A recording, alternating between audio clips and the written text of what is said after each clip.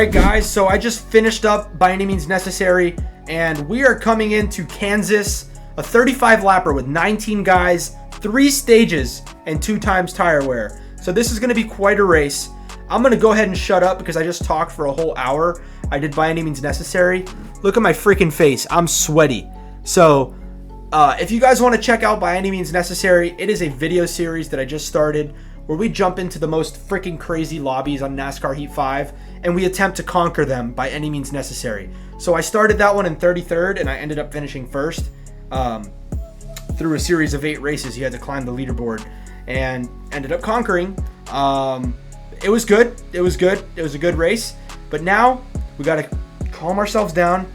I'm going to do a quick little 30-second meditation bit. If you guys are new to the channel, my name is Banks-Calderín, or Calderín, however you want to pronounce it. I am a half Cuban, half American racer from Miami, Florida. I grew up with the Cuban side of my family, so I look white as hell, pero hablo español, tú sabes, parlo italiano, and I'm just kind of like a mutt, to be honest, but somehow my Latin blood didn't override me completely because I'm a redneck and I love NASCAR. I love me some NASCAR. I drive race cars. Anyways, I drive race cars. I'll be covering NASCAR in the future. I have a podcast coming out, so be sure to tune into that. And we're going to attempt to become the #1 NASCAR channel. Coming to the green. No one else does shit like this, guys. So let's get into it. 35 laps of Kansas. Let's go. Looking inside now. Inside. Alright, so as you can see, kind of a weird start here. And I'm really just trying to figure out like what's going on. Look at the look of confusion on my face. We started 18th in this race because we had just joined this lobby. But I'm really excited to see what we can do with these long stages, right? I don't know where we started, but we did make some headway. Right, so we did make some headway. We started 18th, and now we're in 13th and possibly 12th as we send it into this corner and try to get this top lane here at Kansas. No time for tire wear games here. We're going full out. All right, so yeah, correct. We are going full out here at Kansas because we only have, I believe, 2x tire wear, and we got 8 laps to go in this stage now. So we really need to get as far away from 18th as possible, right? So you can go to 19th, and that's really bad. But if we can get to about, like, just this is what I'm thinking as I'm looking at this. My whole goal here is to basically get to around 5th place, and that would make me happy schnappy. So we got about 7 laps to go now, and like I said, it is really not the most important thing for me to get to the front immediately, but track position is so important because if you get lodged into one of these battles and you have to start stage 2, let's say I finish stage 2 in 9th, like right where I am, or in 8th. Well, then what happens in the pit? What happens if, as we get absolutely clobbered there, but what happens if you end stage 2 in 8th, as we're basically now even further away from these people. All right, we got 6 laps to try to get that pack up there. So now that mistake that guy drove us into the wall makes it even harder because now we have tires to run against too. These tire temps are not looking good, guys. 250 on that right front, shredding it. So as I was saying, is basically if you're in 8th place, then let's say 2 guys stay out to be assholes after the stage. Well, now you're in 10th. What happens if you lose 2 spots? Now you're in 12th. And then, okay, maybe you can get back up to 7th. So the most I can gain here, the most I can gain possible is going to be great. So I am not worried about tire temps. I'm worried about track position here. And I will absolutely smoke my tires. Look, my right front is at 250 again. And you could see the right front, which typically at a track like this, your right front and right rear would probably go at a similar rate. But since I'm pushing so damn hard to get this car to turn, my right front is literally wearing out way faster than it should, right?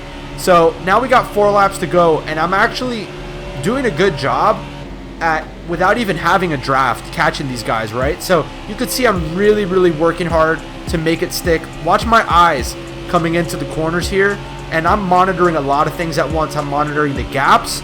I'm monitoring my tires. I'm monitoring how I enter the corner. As you can see, my eyes shifting around is I'm looking at the wall. I'm making sure that, you know, everything's good. My car's in good shape. So I'm going to keep it up high here And you're going to see exactly why, because if I would have gone low, I would have had kind of a suboptimal entry into the corner.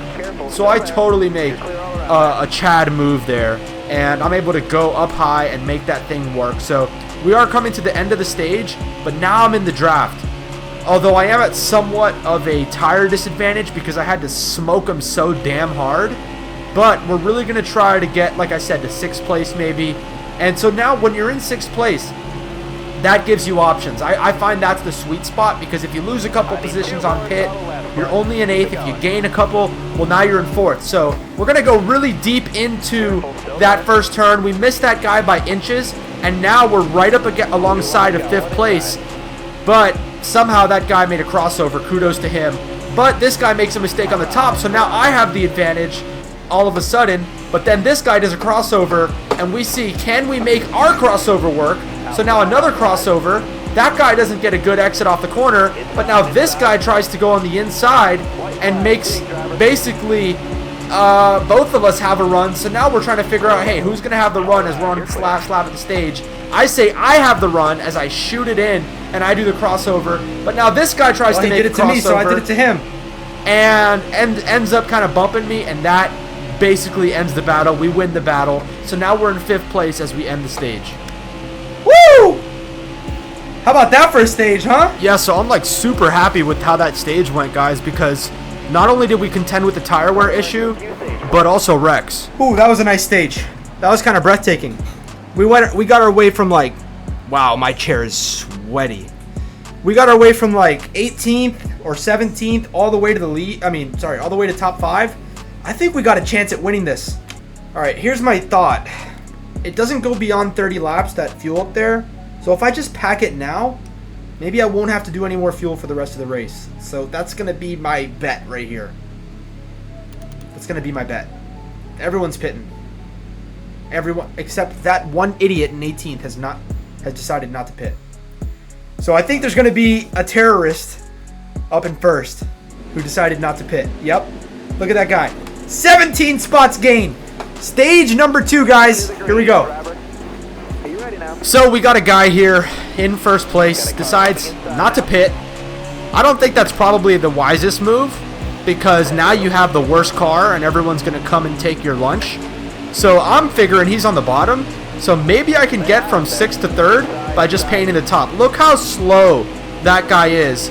And now he just gives us basically a free opportunity to get into the top 3, guys. So super successful first stage, and now at the start of stage 2 we have gone from starting in 17th or 18th, and now by driving like a fucking man, by getting our positions where we need to, we're now in 2nd place and challenging to potentially get into 1st place. I sent it in here because, to be honest, I don't need the lead, but I just wanted to say, hey, I'm in the lead for a second. I started 17th and I'm in the lead. So it doesn't really work out for me too well, but luckily this guy makes a mistake. So we're going to try and send it one more time.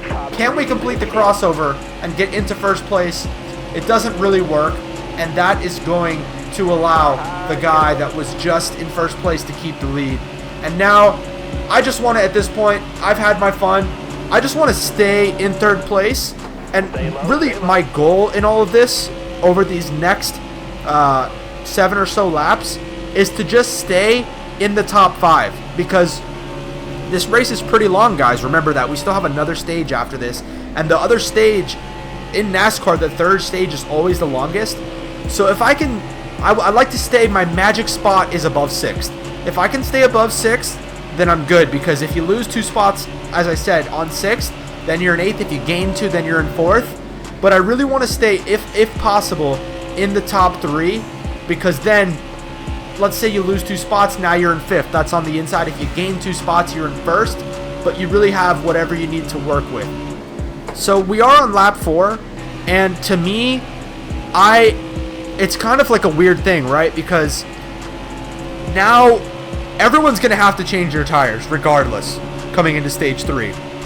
So to me, there's nothing really telling me like, hey, you got to make it to the front right now. We're kind of in this like purgatory mode where we're kind of just waiting for the real action to occur. So sometimes you see this in races like, for example, in the 2024 Daytona 500, if any of you guys watch. I actually happen to be there. So the race starts, and I'm watching from the stands. I'm not listening to the commentators. I didn't pay for the radios.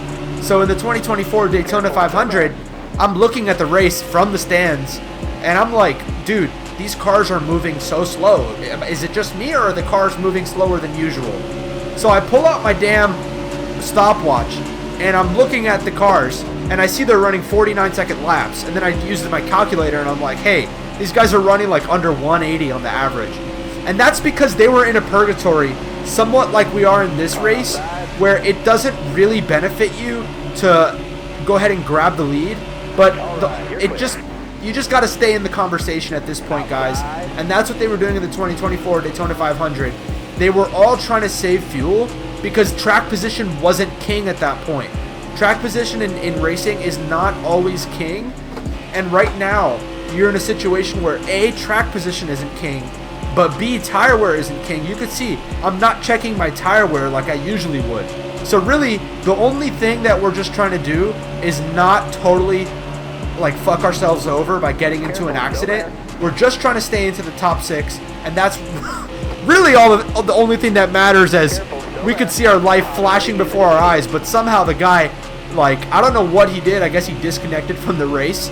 But anyways, we are now sitting in 3rd, and we're coming to 2 laps to go to end stage 2, and that's really what we wanted, right? So if basically we can keep our position here, we'll be in a good spot, right? So 2 laps to go, end of stage 2, and I would like to get to 1st, but I'm content right here, guys.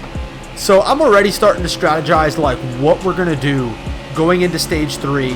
I don't know exactly how many laps it is. I know the first stage was 9, the second stage is 11, so I'm thinking it might be like 15 or 16. So as we come off of turn 4 here, we're gonna kind of encounter that guy gets bumped by the 10, and we get put into the wall. So now we got 1 lap to just at least try to hold our position, but you can see that I'm also looking in my rear view mirror because we got guys in back. So I'm just trying to go full out at this point and not let that happen. But remember, I am still thinking about, what it is that I need to do in stage 3. But as these guys are battling now for the stage win, I send it in, and I think I get a position here, right? I thought that would put us into 3rd, but actually that was a lap car, and 1st kind of took a lead. So really, we're going to finish that 1st stage in 4th, which is definitely in a good range where, it's not bad, it's not the best, but it's good. What the heck? I thought I got 3rd. Back on the hindsight, we passed a lap car, and I thought the car that was in 1st was the lap car that I passed. Who finished ahead of me?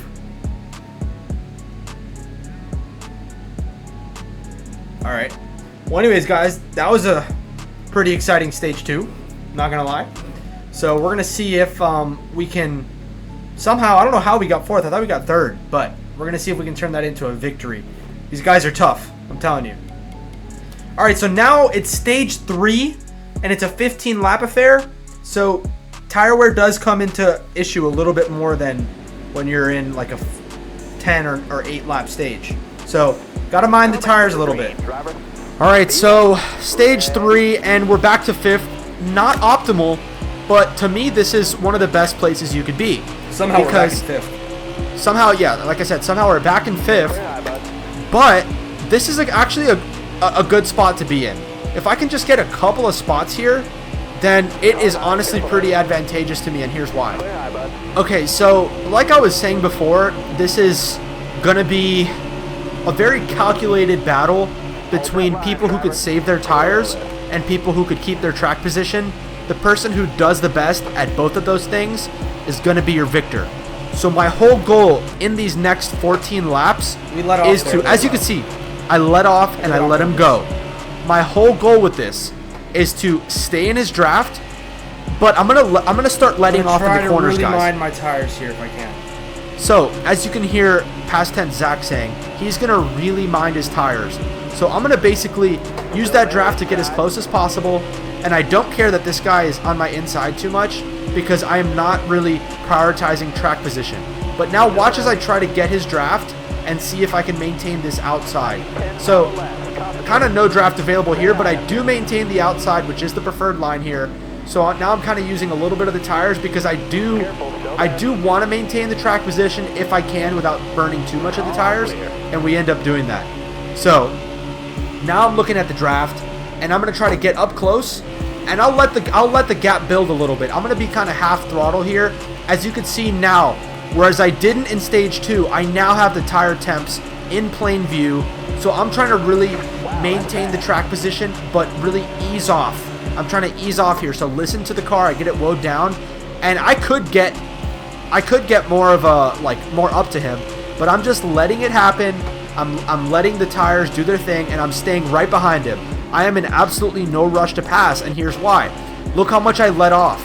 Now, letting off that much is going to really help our tires cool down in the corner, because think about friction. The faster you go, the more your tires heat up. The more your tires heat up, the more the rubber melts. The more the rubber melts, the more the rubber scratches off on the road, and the more that happens, the less of your tire you have left, and the hotter it is. So I'm just content, guys. I'm really content, and I'm starting to think about the show Big Brother, right? So you got, let's say they're in there for 3 months. The smart people are going to think end game. They're not going to think, how do I survive the first 4 weeks? They're not going to think about, how do I get into the top 6? They're going to start forming alliances and try to get into that top 2 if possible. So right now, to translate, I'm not thinking about how to get through these next 7 laps. I'm thinking about how to be at the front in those last 2 laps, right? So look at my tire temps, maybe a little bit hotter than I would want. So I really have to make a concerted effort here to think end game. I got to think, how do I get my car in front of that guy? And that, to me, is getting easier by the lap because he doesn't have draft. So watch, I'm basically taking advantage of the draft as we go through the straightaway. I'm taking advantage of the draft so that I don't have to go as hard through the corners. So this terrorist comes and hits the wall and kind of knocks first place into the inside, knocks me kind of onto the inside too. But honestly, it gave me a good opportunity to make a move. And to me, I'm kind of dubious as to whether I should take the move. But I say, hey, I'm never going to reject first. So I do make a move to go to first. So this puts us in an interesting spot because I'm still trying to save some tires as we come to 5 laps to go. So as time dwindles down in this race, I'm like, do I make my move? And I figured if I could make it, then it would behoove me. And this guy kind of makes a little bit of a mistake here. Oh, he hit the wall. All right, this is my chance. I got to burn it. All right, so I basically just witnessed that guy really take a negative on his chances. So that really changes things. And by the way, I did not force him up into the wall. You can replay that. I touched him, but he had plenty of time, and then he messed up right at the end. So 4 laps to go. I am no longer saving tires, and this may bite me in the ass. But look in the rearview mirror. This guy makes a slight mistake and kind of kisses the wall, and this gives me all the more confidence to just keep burning it. And I got to go now. 3.5 laps to go. That's it. We got to go absolutely hard. So now you can mind these tire temperatures. If you guys want to take a look at that upper left-hand side of the screen, my tire temperatures are definitely climbing. I get a little bit loose off the corner, but now we're coming to 3 laps to go. These guys have a draft, so they definitely have an advantage as we're going to sail it in to turns 1 and 2 and try to absolutely just send it as hard as possible. We are not wanting those guys to get on our butts, and getting our draft at this point would be fatal because we don't want someone trying to pull a crossover. I see this guy in front of us, but I actually recognize him as someone who's not a bad racer, so that gives me some confidence. But I do see some guys up there that could potentially have a say in this race. But remember, guys, we only have 2 laps to go. That means there's a minute before the checkered flag, and I've worked hard for this win, and I'm not going to give it up easily. But look at that rearview mirror, guys. They are getting absolutely bigger into this. Come on, bro. Let me by. I'm the leader, man. So they're just getting absolutely bigger in my mirror. That was a small mistake, and now they definitely have the draft. So we just need to execute things absolutely perfectly and see what we can do. As this lap car kind of moves up in front of him, but he ends up getting by, I think it might have cost him maybe a 0.5 of a second. As we take the white flag, we're just trying to do whatever we can to maybe salvage a win here. These guys are hot on our tail, but it's looking more and more likely that we will win as we come out of turn 2. Second place actually executes a pass, which is perfect for us. But now look at this lap car. there on the inside. Tries to end our race, and now we got these guys absolutely hot on our tail, but the guy hits the wall coming into turns 3 and 4, and this is going to basically seal it for us. A total man's fucking victory here at Kansas, and I love it. The flag is in the air. It's yours. We'll take that. That was a man's win right there. I took that shit like a man. Woo! Man, that got dicey there. But here's the main thing, as I'm sure past Zach already told you, we'll recap this, was stages 1 and 2. It's only 2 times tire wear, and those are 8 and 10 lap stages. So you're not trying to go and save tires there. I was trying to get track position. So I got all the way up from like 18th to 5th. 5th to 3rd, and then somehow started 5th. But then that last stage is so crucial to save a little bit of tires. So I was literally using that guy's draft and going like half in the corners. So I ended up basically saving enough tires to really make that last run at the end. It's a couple, guys, this isn't like, hey, you save the tires and you all of a sudden get a 3-second gap. Everyone's trying to do the same thing, guys. So you save a little bit of tires where you can. I knew what I was doing felt good because I was saving that little bit of tires in the tank. And I ended up being able to use just that little bit of rubber. But by that last lap, believe me, go look at my steering wheel inputs. And if you, maybe you don't see them in the inputs, but I felt the thing vibrating because the tires were getting hot. Go look at the tire temperatures. They're probably in the 260s. Go look at the tire wear percentages. They were probably in the high 50s to low 60s by the end of it at a hot temperature. That was not an easy race car to control, but that was a great race, and we ended up going from like 18th to 1st. I'll take that any day. Great content, great race, great lessons, and I'll see you on the next version of ZBC Racing. Zachary out. Ciao for now.